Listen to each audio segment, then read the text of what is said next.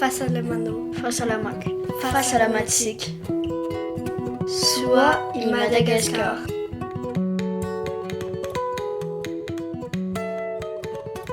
Ravoravo hatrany ny tenako manolotra antsika tsirairay ny firarian-tsoa amin'izao fotoan-tsarotra lalovantsika izao. Noho izany, tonga soa ianao eto amin'ny fandaharana ny fahasalamana atolotry ny onjam-peo soa i Madagasikara. Anio dia hijery manokana momba ny fanefitry ny Covid-19 isika.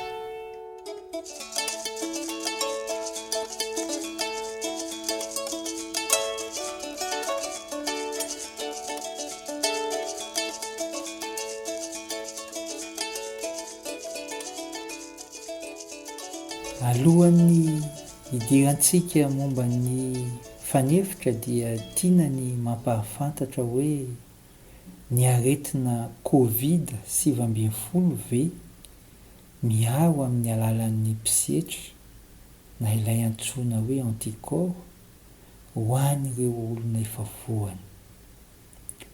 Raha ny fahalalana ankehitriny dia toa ny coronavirus rehetra ny Covid-19. Rehefa voany indray mandeha ianao dia manamboatra mpisetra anticorps iarovany tena ny vatana. Ny mahasamihafa ny aretina tsirairay amin'izay dia hoe maharitra hafiriana io fiarovan-tena io. Ny fikarohana dia eo andalam-pandrosoana ankehitriny ka tsy misy valiny mazava.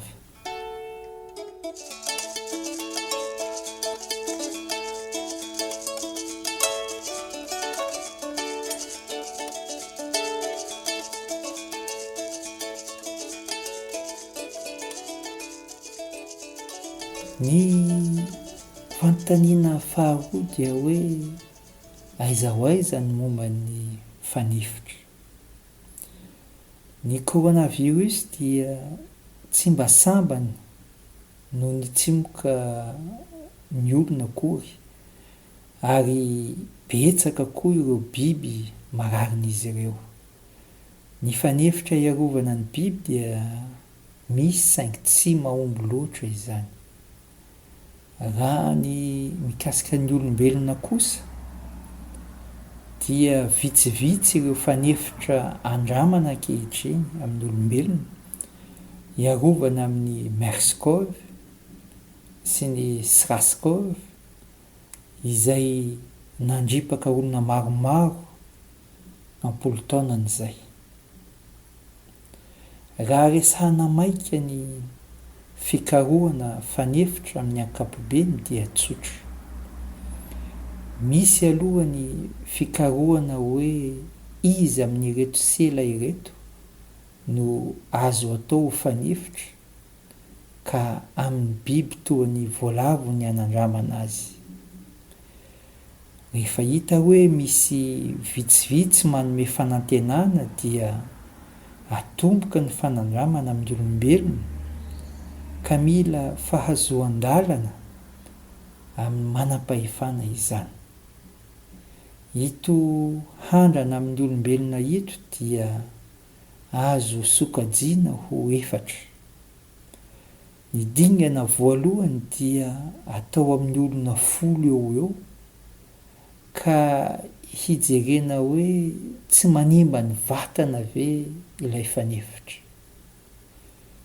Ny dingana faharoa kosa dia hitadiavana hoe fanefitra firy no azo atao ary firy no tsy maintsy averina.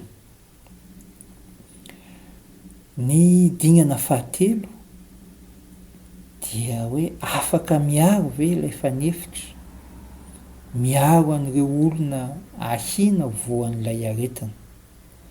Rehefa vita ito dingana fahatelo ito, zay vao mahazo lalana amin'ny hanaovana fanefitra faobe ilay fanefitra. Ny dingana farany na ny dingana faefatra dia mijery manokana ny aretina mety ho vokatry ny fampiasana izany fanefitra izany amin'ny ankapobeny.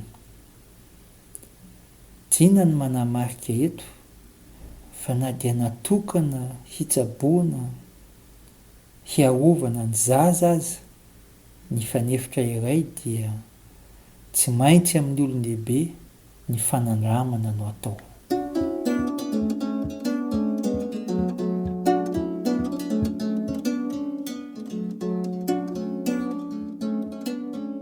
Raha miverina amin'ny Covid-19 isika dia betsaka ireo mihazakazaka hatrany am-boalohany, ny tady sy ny karoka amin'izany fanefitra izany. Rehefa nisaina ireo fikarohana ankehitriny momba ny fanefitra dia miisa 7 izy ireo ary 5 no eo andalam-panandramana amin'ny olombelona salama tomady. 2 amin'ireo fanefitra ireo no namoaka valiny vonjimaika dia ny fanandramana nataon'ny sinoa izany sy ny fanandramana nataon'ny anglisy. Ilay voalohany fanandramana nataon'ny sinoa dia nampiasa tsimokaretina voalefy ny heriny, izany hoe tsy mankarary intsony izy ireo.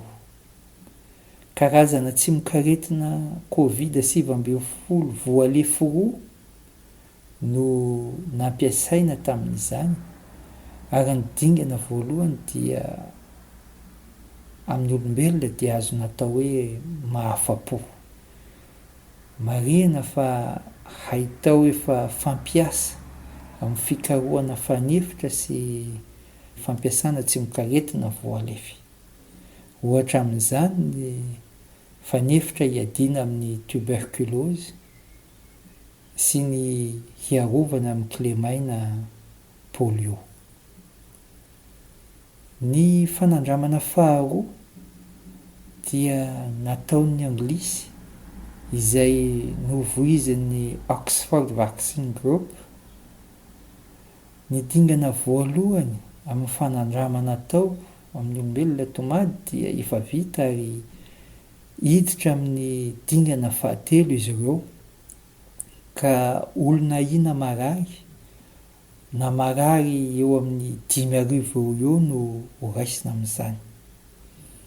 Ito fanefitra ito no alefa hanaovana fanandramana any Afrika koa.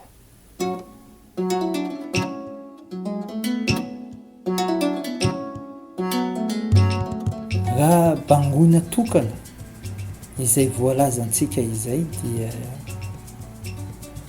mbola tsy misy fanefitra ny Covid-19 hatramin'izao ary ny mpisetra hiarova amin'ny vatantenantsika na ilay antsoina hoe anticorps dia mbola eo andalam-pikarohana. Noho izany aleo misoroka toy izay mitsabo. Mirary soa toko.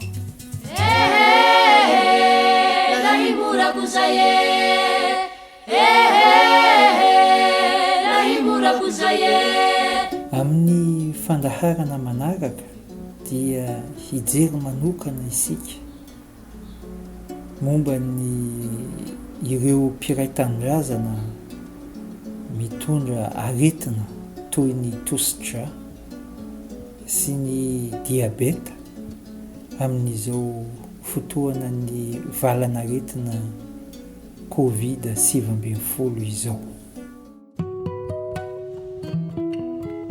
Fahasalamako. Fahasalamantsika. Soa i Madagasikara.